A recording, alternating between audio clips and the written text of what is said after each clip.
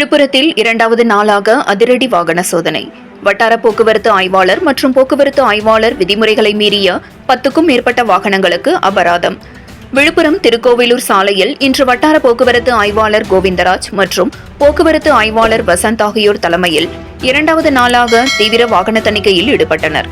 அப்பொழுது அவ்வழியாக வந்த வாகனங்களை சோதனை செய்தபொழுது ஒரு டாடா ஏசி வாகனத்தில் ஆயுள் காப்பீடு மற்றும் வாகனம் புதுப்பித்தல் சான்று இல்லாத வாகனத்திற்கு 7000 அபராதம் விதிக்கப்பட்டன.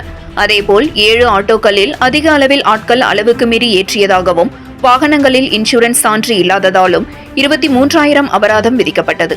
தொடர்ந்து நாள்தோறும் வாகன தணிக்கை நடைபெறும். இனிவரும் காலங்களில் ஆட்டோ மற்றும் ஷேர் ஆட்டோ போன்ற வாகனங்கள் ஓட்டுபவர்கள் உரிய ஆவணங்கள் வைத்திருக்க வேண்டும் என அறிவுறுத்தினர். 7 கிரீன் நியூஸ் செய்திகளுக்காக விழுப்புரம் மாவட்ட செய்தியாளர் எஸ் கலைக்குமார்.